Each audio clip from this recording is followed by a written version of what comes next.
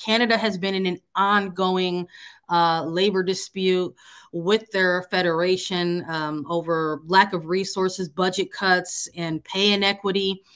And they kicked off SheBelieves Cup, sort of talking about how they were going to boycott at one point. They were threatened with litigation.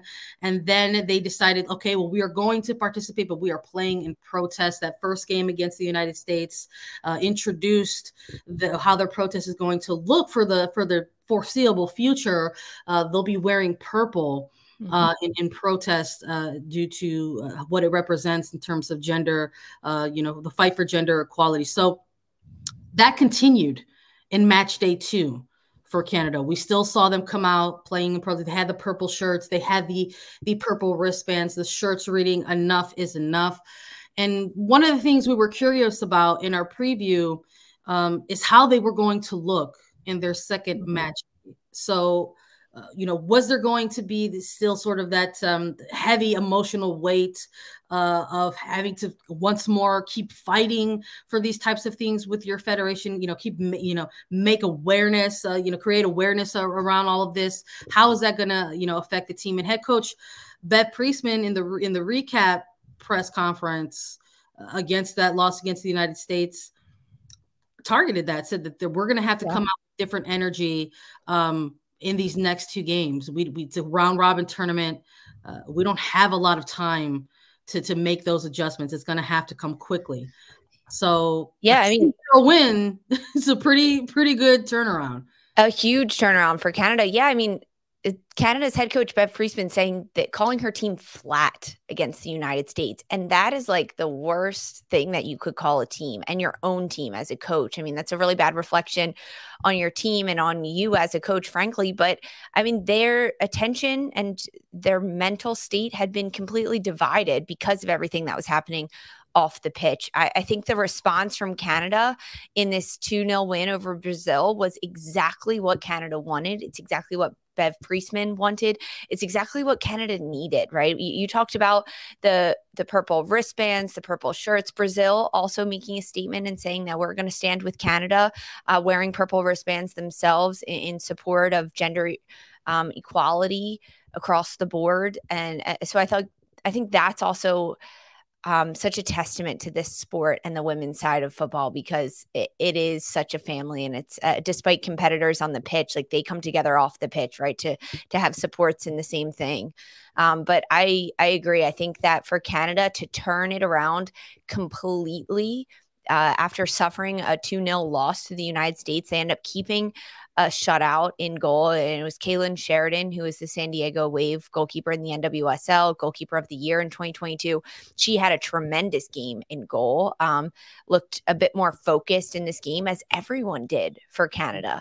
I also think we saw a little bit different of play from Brazil than we did in the first match against Japan. I mean, Brazil was a team that had a few ups and downs in their first match against Japan. I think the changes in the second half of that first game for Brazil were much better.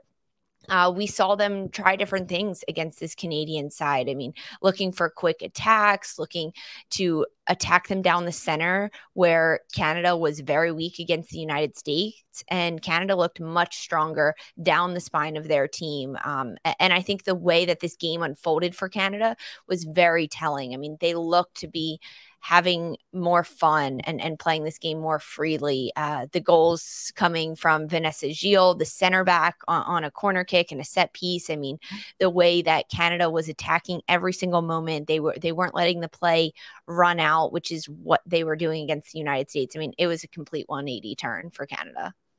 Oh, no, absolutely. I think, gosh, I mean, like we talked about how these two teams have familiarity with each other. They're coming off of a couple matches played against each other just even last year, right? And we're not even taking into consideration the times that they have met in international like tournaments like this. But I was curious. I was just, how Canada looked, like Priestman said, just sort of looked flat, in that opening game, and how they were going to turn that around, what they were going to use, in terms of, tactics and formations. Because in terms of motivation, I don't think that that's something that's missing for this Canadian side. They have plenty of motivation to go out there and compete. That's something that kind of I don't know. I think that kind of bothered me a little bit. Like, so seeing that, kind of on in social media spaces that they looked unmotivated. I'm like, I don't know if that's the correct phrasing. Yeah. People should use with this team right now, considering everything that they're going through. But a 2-0 scoreline almost feels the norm for these two sides. I mean, mostly, I think in terms of the actual stats, right? We're talking about mostly even categories here. Brazil leading the total shot attempts with 14-10. And also leading the total shots on target 6-5, but it's Canada, I think, having the edge with capitalizing on their set piece opportunities. Yes, sort of the X factor for them against Brazil. And head coach Pia Sundhage talking about that specifically in the post game was very interesting to sit on that and listen from both Priestman and Pia about this match. And here's to say, like, she pinned it right on the head. Pia said, well, we know exactly what we have to work on now. Yeah. Going into the match against the United States women's national team. It was so funny. I mean, it was great to hear that from her. Just a smart coach, been around a long time, and she kept it very frank and very simple coming out of the loss. I mean, and likewise, I think for Canada, they can say, hey, we capitalized on set pieces that we had in those opportunities, because the opening goal coming in the 31st minute, so in the first half for Canada, off a corner kick. And as the ball kind of gets sent into the box, it's a header, and it's a beautiful job by Canada to find the back of the net on this one. And I think if you're Pia and you're Brazil, you're probably a bit more frustrated with the second goal coming for Canada in the 71st minute, because it was a set piece taken as a free kick a little bit farther out, and for Fleming to be able to take this set piece, Brazil doesn't clear it, and Evelyn Viens is able to jump on it and just kind of like poke it into the net a little bit. I mean, it's a good strike by her, but that goal was by a result of poor clearance from Brazil. And that's something that's got to be really frustrating for Brazil. I mean, there was a number of milestones happening throughout this match yesterday on Sunday. When you kind of look across the board of both teams, Janine Becky earning her 100th international cap for Canada. That was fantastic. We also saw some young players getting some starts and getting minutes for both of these sides. And Marta, we saw more time from Marta after her first time coming back in the opening match of SheBelieves Cup. And Marta also celebrating her birthday. She turned 37 on Sunday. I know people were all over social media and in Nashville at the stadium, like wishing for Marta to get a birthday goal.